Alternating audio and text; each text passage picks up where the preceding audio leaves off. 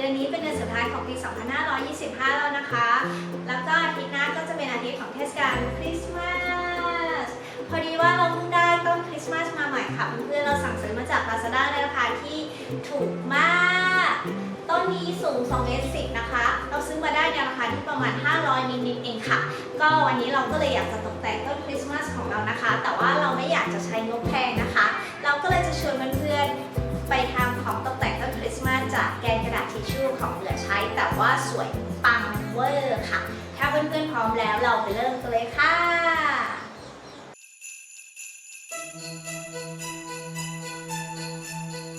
นี่คือภาพอินสปิเรชันจาก Pinterest เราว่ามันน่ารักดีและน่าจะทำง่าย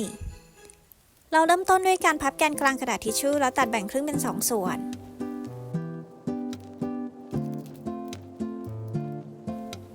จากนั้นตัดกระดาษสีตามธีมที่เพื่อนๆอยากได้หรือจะใช้กระดาษของขวัญลายน่ารักที่เพื่อนๆชอบก็ได้ค่ะ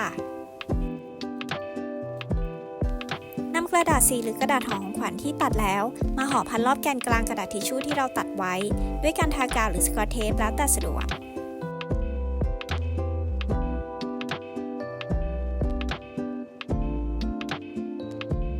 เสร็จแล้วทำการตกแต่งระฆังของเราด้วยการเพ้นท์หรือติดอุปกรณ์ตกแต่งที่เพื่อนๆมีอย่างเช่นลูกปัดลายดาวหรืออื่นๆก็ทำให้ดูน่ารักขึ้นค่ะ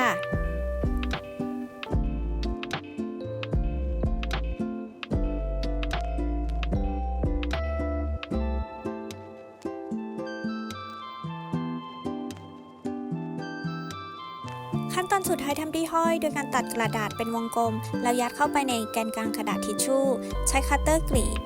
เพื่อให้เราสามารถสอดริบบิ้นเข้าไปได้จากนั้นก็ติดโบว์เป็นอันเสร็จเรียบร้อยค่ะและนี่คืออุปกรณ์ตกแต่งออร์นาเมนต์แบบแรกของเราค่ะ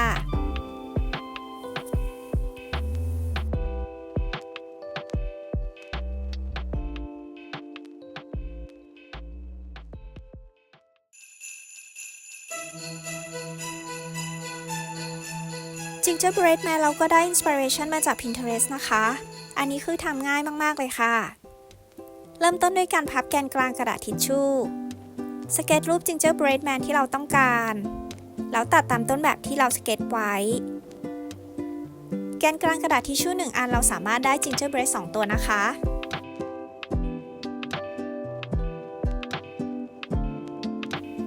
เสร็จแล้วนำมาแต่งหน้าทาปากระบายสีให้ได้ตามรูปอินสปิเรชันติดโบว์เพื่อเพิ่มความน่ารักแล้วก็ติดได้คล้องไว้ด้านหลังค่ะ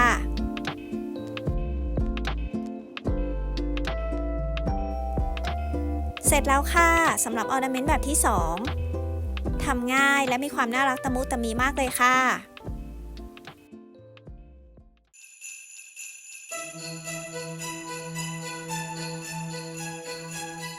ออร์นาเมนต์แบบที่3นำมาจาก Pinterest อีกแล้วค่ะเพราะว่าเราต้องการรูปร่างที่เป็นวงกลมเพื่อมาสลับให้ต้นคริสต์มาสของเราดูซอฟต์ขึ้นวิธีทำคือนำแกนกลางกระดาษทิชชู่มาพับจากนั้นก็วาดวงกลมตามขนาดที่ต้องการของเราต้องการให้วงกลมมีขนาดเล็กเพื่อให้สามารถใช้กระดาษได้เต็มม้วนแกน1 ม้วนของเราจะได้วงกลม4 ชิ้นนำมาพับครึ่งทำให้ได้ทั้งหมด12 ชิ้นแล้วนำมาทากาวให้ติดกันจนครบ12 ชิ้นก่อนที่จะใส่สายคล้องและติดกาววงกลมสุดท้ายเป็นอันเสร็จเรียบร้อยค่ะถ้าต้องการสลับสีก็ทำตามวิธีเดิมโดยแบ่งสีอย่างละครึ่งนะคะนี่คือคริสต์มาสบอลของเราค่ะดูแล้วก็สวยดีเหมือนกันนะคะ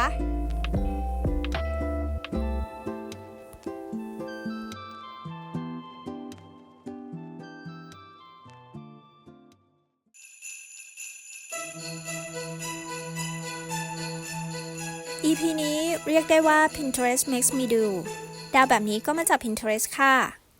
พับแกนกลางกระดาษทิชชู่วาดรูปร่างให้เป็นแบบตัว W จากนั้นก็ตัดต้นแบบและนำไปวาดซ้ำกับแกนที่เตรียมไว้ดาว1 ดวงของเราใช้แกนกระดาษทิชชู่4 ม้วนตัดครึ่งได้ทั้งหมด8 ชิ้นนำมาติดกาวให้เป็นตัว T ติดให้ครบทั้งหมดที่ตัดไว้ สายคล้องจะติดด้านบนไม่ได้ติดในแกนอย่างแบบที่ผ่านๆมา ถ้าเพื่อนๆอยากทำสีเพิ่มก็สามารถทาสีไปที่ดาวแบบเราได้นะคะ ดาวของเราดูไม่ค่อยเรียบร้อยเท่าไหร่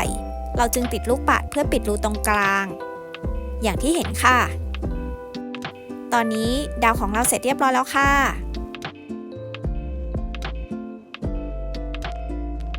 ตอนแรกเราตั้งใจที่จะทำ tree skirt เพื่อปกปิดขาตั้งต้นคริสต์มาสของเราจากไม้ แต่ทำออกมาแล้วมันทำให้ต้นคริสต์มาสของเราดูสูงไม่สมส่วน เราเลยเปลี่ยนแผนทำ tree skirt จากผ้าให้ออกมาเป็นวงกลมแบบนี้แทนค่ะ ตอนนี้ต้นไม้ของเราก็พร้อมที่จะถูกตกแต่งด้วยของประดับที่เราทำขึ้นจากแกนกลางกระดาษทิชชู่แล้วนะคะ ไปตกแต่งต้นคริสต์มาสของเรากัน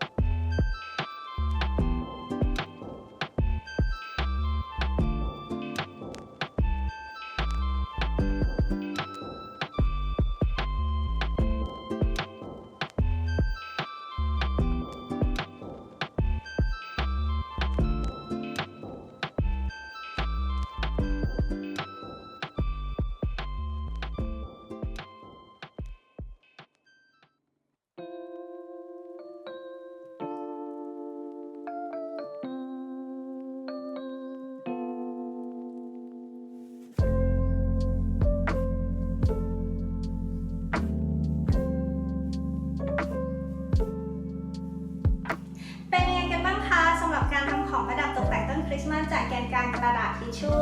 มันก็ดูน่ารักดีใช่ไหมคะหวังว่าเพื่อนๆคงได้ไอเดียไปตกแต่งต้นคริสต์มาสของเพื่อนๆในปีหน้านะคะ ก็สำหรับปีนี้ต้องขอบคุณทุกการติดตามแล้วก็รับชมช่อง DIY CIY ค่ะหวังว่าเพื่อนๆทุกคนคงมีความสุขกับการ DIY นะคะท้ายสุดนี้ต้องบอกว่า Merry Christmas